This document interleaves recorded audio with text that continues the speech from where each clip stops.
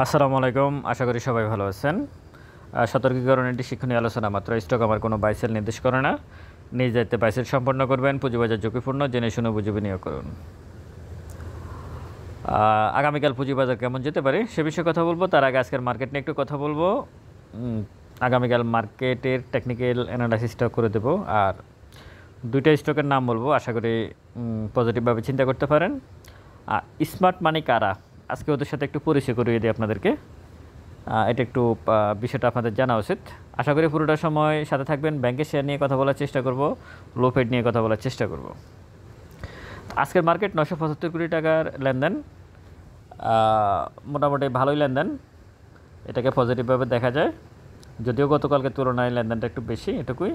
Index মোবারটাও আমি বলবো ওয়ালটন আছে, বেক্সিমকো ফার্মা আছে, পজিটিভ। টপে এনটিসি, সোনালী পেপার, এসিআই ফর্মুলা, বিডিও টোকার। এক সময়ের অনেক ফ্লেইং স্টক, এগুলো সবগুলোই গতকালকেও যা বাড়ছে তার আগেও। কিন্তু আমি একটু অনুরোধ করবো, যারা এখন নতুন করে এন্ট্রি নেওয়ার চিন্তা করতেছেন নিতে পারেন। এখানে 14 লক্ষের উপরে বিনিয়োগকারী আছে, তো অতীত ইতিহাসটা একটু কেটে নেবেন। আজকের মার্কেট নিয়ে একটু কথা বলা। এখন আগামীকাল মার্কেট কী হতে পারে। আগামীকাল মার্কেট টেকনিক্যাল ভিউ থেকে হিস্টোগ্রামের বারটা আরও ছোটো হয়ে গেছে, পজিটিভ দিক। ইন্ডেক্স 18 পয়েন্ট প্লাস, আজকে পজিটিভ সাইন। হিস্টোগ্রামের বারটাও পজিটিভ দেখাচ্ছে, ম্যাকডিটাও দেখাচ্ছে, আর আরএসআইটা 64, অনেক বাড়ার জায়গা আছে। আমি তো আশা করি এখান পর্যন্ত 80 কাছাকাছি চলে যাওয়া উচিত, এবং যাওয়া উচিত, তারপরেই একটা সিদ্ধান্ত নিতে পারে আরএসআই। সব কিছু মিলিয়েই পুরো সপ্তাহটা, আমি গত সপ্তাহে বলছিলাম যে এই সপ্তাহটা আমরা পজিটিভভাবে দেখতে পারি ক্যান্ডেলগুলোকে, কিন্তু পোর্টফোলিও কতটুকু বাড়বে কমবে সেটা ভিন্ন বিষয়। কিন্তু ক্যান্ডেলগুলোকে, ইন্ডেক্সকে পজিটিভ দেখার সম্ভাবনা আছে, যেহেতু এরা বিগত সপ্তাহে, এর আগের সপ্তাহে ইন্ডেক্সটা খারাপ গেছে। সে হিসেবে আগামীকালকে আমরা পজিটিভভাবে চিন্তাভাবনা করতে পারি মার্কেটকে। এখন দেখা যাক সেটা কতটুকু হয়। আমি এখন আসি, প্রথমে আসবো এই স্মার্ট মানির সাথে সর্বশেষ পরিচয় করে দেবো। স্মার্ট মানি কারা একেবারে প্রমাণ সহকারে দিয়ে দেবো, আশা করি সাথে থাকবেন। আমি এখন লো ফিড নিয়ে প্রথমে কথা বলি, যেহেতু এটা নিয়ে অনেকবার কথা হচ্ছে, আজকে অনেকে ফোন দিয়েছেন। লো ফিডে এন্ট্রি নেওয়া যায় কিনা, লো ফিড শেয়ার ভালো, লো ফিডে এখন সব কিছু আগামী দিনে লো ফিডের প্লেয়িং হবে, সব কিছু হবে। আচ্ছা, এই সব কিছু ঠিক আছে, এখান থেকে এখন প্লেয়িংটা খুঁজতেছেন। এখানে যখন এখান থেকে এখানে পড়ছিল, তখন প্লেয়িংটা কোথায় ছিল, প্লেটা কোথায় ছিল তখন? এটা একটা বিষয় থাক ইন্ডেক্সের, এটা টোটাল ইন্ডেক্স। এইখান থেকে ইন্ডেক্স পড়ছে 4,000-6,700 থেকে। এখান থেকে যত লো ফিডের এখন শেয়ার প্রাইস বাড়তেছে দেখতেছেন, এগুলা কোনোটা 70%, কোনোটা 60% পর্যন্ত নাই হয়ে গেছে। এখন আবার ঘুরে ফিরে ওইখানে আসতেছি আমরা। শুধু মার্কেটকেই আমরা দোষ দিচ্ছি, আসলে আমাদেরকেও সংশোধন হওয়ার একটা তাগিদ আছে। এখান থেকে অনেকে বলে ভালো স্টকের প্রাইস বাড়ে না। 5 বছরের গ্রাফ দেখেন, বাড়ছে কিনা না বাড়ছে। 5 বছরের গ্রাফ দেখার দরকার নাই। আমি যে স্টকগুলো নিয়ে সাধারণত কথা বলি, আমি গ্রুপে দিই, যারা গ্রুপ মেম্বার আছেন ফেড গ্রুপে, আপনাদেরকে বলি, এই 6,700 থেকে 4,600 পর্যন্ত যে পড়ছে, ফুয়েল অ্যান্ড পাওয়ার সেক্টরের কয়েকটা, ব্যাংকের কিছু স্টক, ফার্মাসিউটিক্যালসের কিছু, এই প্রাইজের কোনো হেরফের হয়েছে কিনা, কিছুই হয় নাই।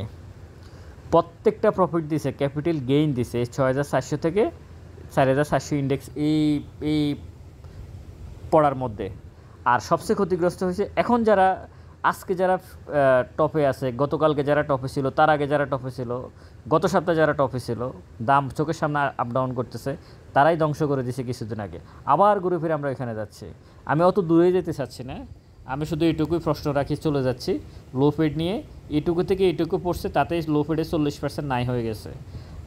ওটা আর ইন্ডেক্স এখান পর্যন্ত আসলেও আর ওটা ফুলফিল হবে না।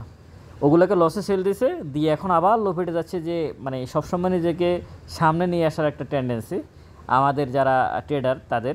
হ্যাঁ, ট্রেড করাই যায়, আপনি ভালো স্টকের সাথে ট্রেড করুন। একটা বিষয় মাথায় রাখবেন, আগামীকাল আপনার সাথে যারা মার্কেট মেকার, তাদের সাথে কন্ট্যাক্ট হয় নাই, আমার সাথে কন্ট্যাক্ট হয় নাই, আগামীকাল থেকে ইন্ডেক্স শুধু বাড়বে। ইন্ডেক্স 1,000 পয়েন্ট মাইনাস হইতে পারে, 800 পয়েন্ট মাইনাস হতে পারে, হয়েছে না? এখান থেকে এখানে হয়েছে না, এই জায়গা থেকে এই জায়গায়। আগামীকাল থেকে যে হবে না তার কি কোনো গ্যারান্টি আছে? কোনো গ্যারান্টি নেই। ওই 800 পয়েন্ট মাইনাস হলে আপনি কীভাবে টিকে থাকবেন? আপনি যে স্টকে এখন এন্ট্রি নিচ্ছেন সেখানে আপনি টিকে থাকবেন কি না, পড়লে ওইখানে এটা ক্যালকুলেশন করেন, এটা গুরুত্বপূর্ণ। এবার আসি, আমি ব্যাংকের স্টক নিয়ে কথা বলি। গতকালকে ব্যাংক ভালো করছে, আজকে খারাপ করছে। দেখেন গতকালকে যারা শেয়ার কিনছে, যেসব স্মার্ট মানি, ব্যাঙ্কে স্মার্ট মানির প্রভাব আছে, কোনো সন্দেহ নাই। তাহলে গতকালকে কালেকশন করছে, আজকে গিয়ে সে শেয়ার সেল দিতে পারছে? পারে নাই, তাই না? কিন্তু আজকে মাইনাস করছে সে। এই মাইনাসটা হচ্ছে ফেক মাইনাস, ভালোভাবে ধরে নেবেন। কারণ সে গতকাল কিনে আজকে সেল দিতে পারে না, তাকে সেল দিতে হলে আগামীকালকে সেল দেওয়ার কথা ছিল, সেটা সে যেহেতু করতে পারে নাই, সুতরাং আতঙ্কিত হওয়ার কিছু না। দুর্বল শেয়ার, ব্যাংকেও দুর্বল শেয়ার আছে, সেটা ভিন্ন বিষয়। আমি ভালো স্টকগুলোর কথা বলতেছি। ধরে রাখুন, সময় আপনাকে উৎসাহিত করবে। আমি 20-30-র মধ্যে থাকতে চাচ্ছি সবসময়, আপনারাও আশা করি থাকবেন। ব্যাংক নিয়ে আমার এটুকু বলা। এবার আমি আসি স্মার্ট মানির সাথে আপনাদের একটু পরিচয় করে। দুটো স্টকের নাম বলে দিই ট্রেডিং পারপাসে। একটা হচ্ছে ইউনাইটেড কমার্শিয়াল ব্যাংক, এটা আপনারা এই স্টকটাকে আপনারা ভালোভাবে অ্যানালাইসিস করতে পারেন। আরেকটা হচ্ছে মিডল্যান্ড ব্যাংক। হ্যাঁ, এই দুটো স্টককে আপনারা একটু আপনাদের নজরে রাখতে পারেন। আর লো ফেডের মধ্যে একটাই, টেক্সটাইলের সমস্ত শেয়ারের প্রাইস মোটামুটি পজিটিভ ছিল, কিন্তু মুন্নু ফেব্রিক্স আজকে বিকেলবেলায় এসে হঠাৎ করে একটু আলো ঝলকালে, মানে আলোর ঝলক দিল আজকে মুন্নু ফেব্রিক্স। বিষয়টা একটু নজরে রাখার মতো। আশা করি আপনারা এই স্টকগুলোকে একটু অ্যানালাইসিস করে দেখবেন। অবশ্যই বাইসেল আপনারা আপনাদের নিজ দায়িত্বে করবেন। স্টক আমার কোনো বাইসেল নির্দেশ করে না, শুরুতে বলে দিয়েছি। এবার আসি আমি স্মার্ট মানি নিয়ে একটু কথা বলি। এটা হচ্ছে 19/7/2025 মানে জুলাই মাসের 19 তারিখে বাংলাদেশ সিকিউরিটি এক্সচেঞ্জ কমিশন থেকে এই লিস্টটা দেওয়া হয়েছে। আমাদের এখানে এই মুহূর্তে সর্বমোট 13,68,548টা বিও অ্যাকাউন্ট আছে সর্বমোট, ঠিক আছে? এর মধ্যে স্মার্ট মানি আছে এই যে 500 কোটি টাকার উপরে যারা, ওনারা হচ্ছে স্মার্ট মানি 70 জন। 100 কোটি টাকার ঊর্ধ্বে 347 জন। আমি 100 কোটি টাকা আর 500 কোটি টাকা নিয়ে কথা বলি, বাকিটা আমি 50 কোটি টাকা বাদ দিলাম। আর আমার সাথে যারা আসে এখানে কথা বলেন, খুবই স্মার্টনেস দেখান, আজে বাজে কমেন্ট করেন, আমার চ্যানেলে এসে নিজেদেরকে খুব বেশি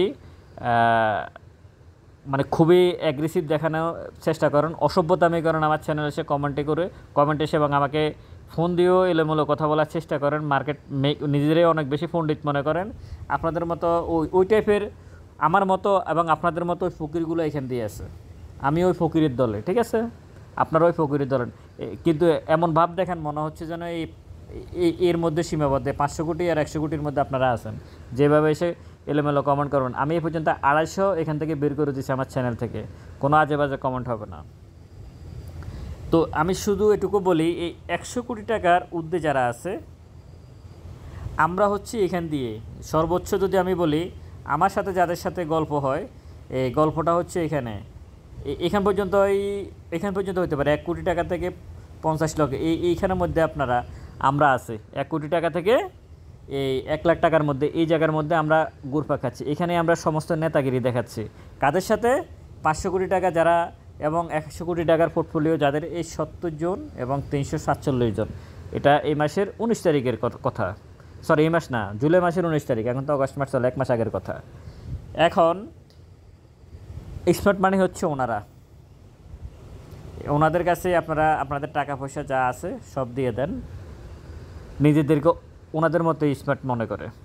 এখন এই 1 কোটি টাকা যার কাছে আছে, যারা আমাদের সাথে কথা বলেন বা যোগাযোগ আছে, 13,316। আপনারা কি কেউ কাউকে চেনেন? উত্তর হচ্ছে না, কেউ কাউকে চেনেন না, হয়তো 1-2জনকে চেনেন। এই 13,316 1 কোটি টাকার যাদের আছে, আপনারা কিন্তু কেউ কাউকে চেনেন না, মানে আপনারা সংঘবদ্ধ না। কিন্তু এই 500 কোটি আর 100 কোটি টাকা যাদের আছে, 70 জন আর 347 জন, এরা প্রত্যেকে চেনে, জানে, বুঝে। এরা কেউ মার্কেট মেকার, কেউ হচ্ছে ব্রোকারেজ হাউসের মালিক, কেউ হচ্ছে মার্চেন্ট ব্যাংক, কেউ হচ্ছে আপনার অ্যাসেট ম্যানেজমেন্ট কোম্পানিগুলো, কেউ হচ্ছে মিউচুয়াল ফান্ডগুলো। এরা প্রত্যেকের সাথে যোগাযোগ আছে।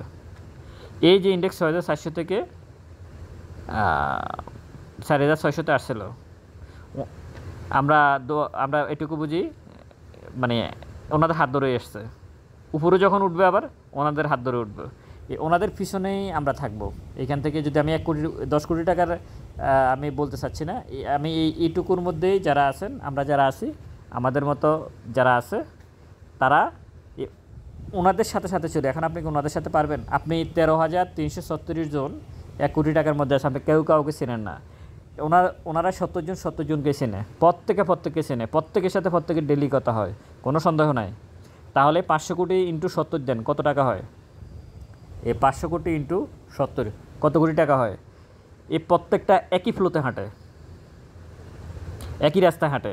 কখনও এরা লো ফিট এই নামে ঢুকে, কখনো এরা স্মার্ট মানির নামে ব্যাংকের দিকে ঢুকে, কখনো মিউচুয়াল ফান্ডের দিকে ঢুকে, কখনো টেক্সটাইলের দিকে ঢুকে, কখনো ইঞ্জিনিয়ারিং সেক্টরের দিকে ঢুকে, ঠিক আছে?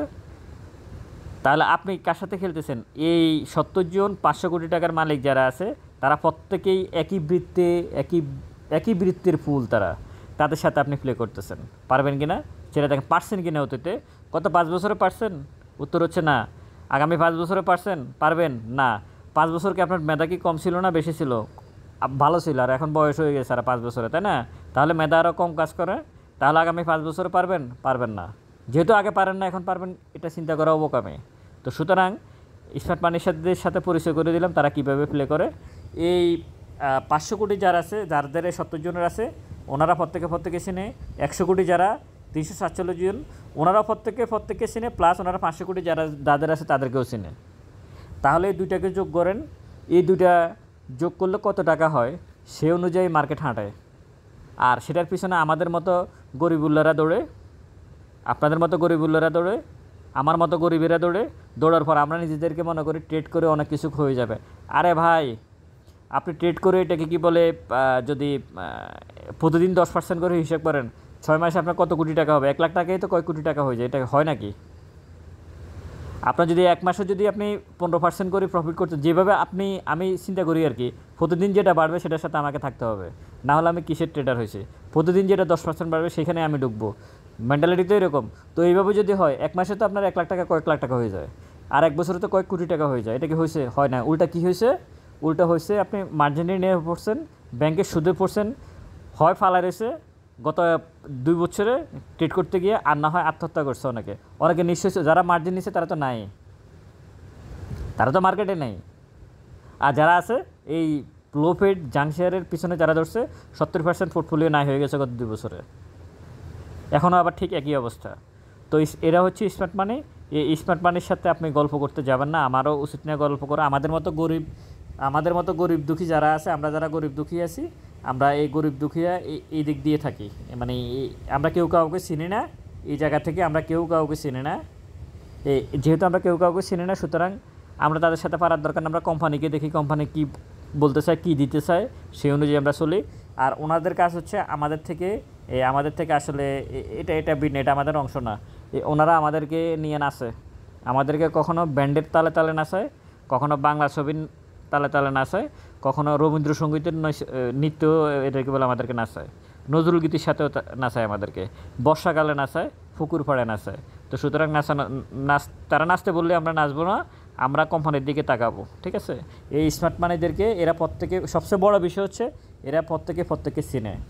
আর আমরা এই নিচের দিকে যারা আছে, আমরা কেউ কাউকে চিনি না। হয়তো কেউ ফোন দিলে আমরা চিনি। তো আমরা যেহেতু কেউ কাউকে চিনি না, আমরা সংঘবদ্ধ না, তারা সংঘবদ্ধ প্রতারক চক্রের সাথে কেউ কখনো কিছু পারে না। সংঘবদ্ধ প্রতারক চক্রের সাথে কেউ কখনো কিছু পারে না। আপনি যদি কোনো খাতে যদি আপনি জুয়া খেলতে যান, আমি যদি জুয়া খেলতে যাই, ধরুন 4 জন বসছে একসাথে জুয়া খেলতে, 3 জনে এক পক্ষের, এবং তাদের কাছে টাকাও আছে, আর আমার কাছে কিছু না, আমি একলা, টাকাও কম। আপনি পারবেন? আমি পারবো না। এটাও ঠিক সেম। ভালো থাকবেন, ভিডিওটা শেয়ার করবেন। আসসালামু আলাইকুম।